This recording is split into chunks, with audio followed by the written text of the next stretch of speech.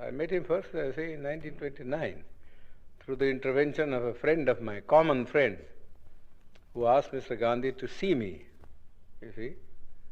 And so Mr. Gandhi wrote to me saying that he would like to see me. So I went and saw him. That was just before going to the Round Table Conference. And then he came to the second Round Table Conference, didn't come for the first.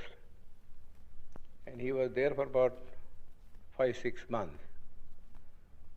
And there, of course, I met him also and faced him also, you see. Then,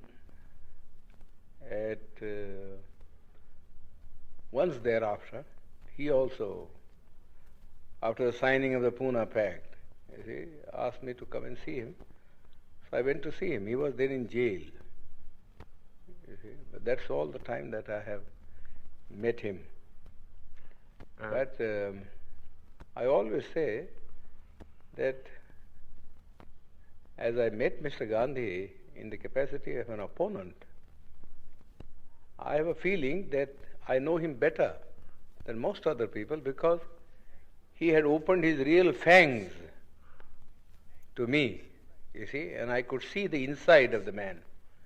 You see, while others who generally went there as devotees, you see, saw nothing of him except the external appearance which he had put up as a Mahatma, you see. But I saw him in his human capacity, the bare man in him. And so I say that I understand him better, you see, than most of the people who have associated themselves with him can say.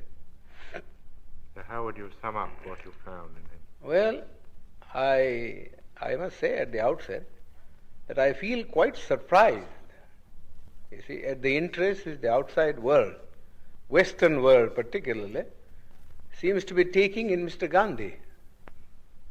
I cannot understand that. You see. So far as India is concerned, he was, in my judgment, you see, an episode in the history of India. Never an epoch maker. Gandhi has already vanished from the memory of the people in this country. His memory is kept up because the Congress party annually, you see, gives a holiday either on his birthday or some other day connected with some event in his life, and has a celebration every year going on for 7 days in a week. Naturally, people's memory is revived. But if these artificial respirations were not given, I think Gandhi would be long, long forgotten. You don't feel then that he fundamentally changed the aspect of Not at all. India? Not at all. In fact, he was all the time double dealing. He conducted 2 papers, one in English, the Harijan, you see, and before that, Young India. And in Gujarati, he conducted another paper, you see, which is called the Deen Bandhu or something like that. Now, if you read the 2 papers, you will see how Mr. Gandhi was deceiving the people. In the English paper, he posed himself as an opponent of the caste system and of untouchability, you see, and that he was a Democrat. But if you read his Gujarati magazine, you see, you will see him a more orthodox man.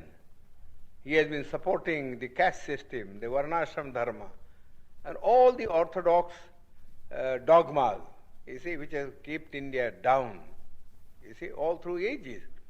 In fact, somebody ought to write Mr. Gandhi's biography by making a comparative study of the statements made by Mr. Gandhi in his Harijan and the statements made by Mr. Gandhi in this Gujarati paper. There are 7 volumes of it. You see? The people, the Western world only reads, you see, the English paper where Mr. Gandhi, in order to keep himself, you see, in the esteem of the Western people who believe in democracy, was advocating democratic ideals, you see. But you got to see also what he actually taught to the people in his vernacular paper. Nobody seems to have made any reference. All the biographies that have been written of him, you see, are based upon his Harijan, you see, and the young India, but not upon the Gujarati writings of Mr. Gandhi. Then what were his real intentions with regard to the scheduled castes in the structure? Well, he only wanted, you see, there are two things about the scheduled caste. We want untouchability to be abolished, you see, but we also want, you see, that we must be given equal opportunities, you see, so that we may rise to the level of the other classes. Mere washing off of untouchability is of no consequence. We have been carrying on with untouchability for the last 2000 years. Nobody has bothered about it, you see. Nobody has bothered about it. Yes, there are some disabilities which are very harmful. For instance, people can't take water, and people can't have land, you see, to cultivate and earn their livelihood.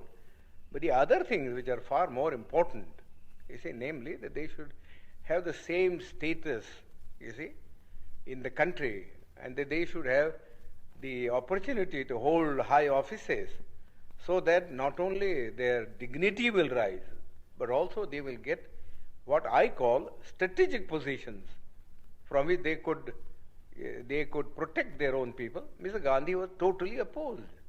Totally opposed. You see? He was content with things like temple entry. Temple entry, that was all the thing that he wanted to do. You see? You see? Which is a very, nobody cares for Hindu temples now. The untouchables have become, you see, so conscious of the fact that temple going is of no consequence at all. You see, you live in the untouchable quarters, just the same, whether you went into the temple or whether you did not go into the temple.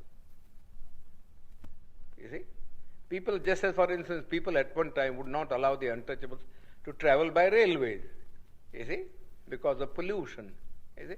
But now they don't mind, because the railways won't make any separate arrangement. But because they travel together in the train, it doesn't follow, you see, that their life in the villages vis-a-vis the Hindus has in any sense changed. You see, whenever the Hindu and the untouchable alights at a railway train, you see, they assume their old robes. You see? So you would say Gandhi was an orthodox Hindu? Yes, he was absolutely an orthodox Hindu. You see, he was never a reformer. You see, and he has no dynamics in him. You see, all this talk about untouchability was just for the purpose of making the untouchables drawn into the Congress. That was one thing, you see. And secondly, you see, he wanted that the untouchables should not oppose his movement, you see, of Swaraj. You see, I don't think beyond that he had any real motive of uplift. And then do you think For the purpose of making the untouchables drawn into the Congress.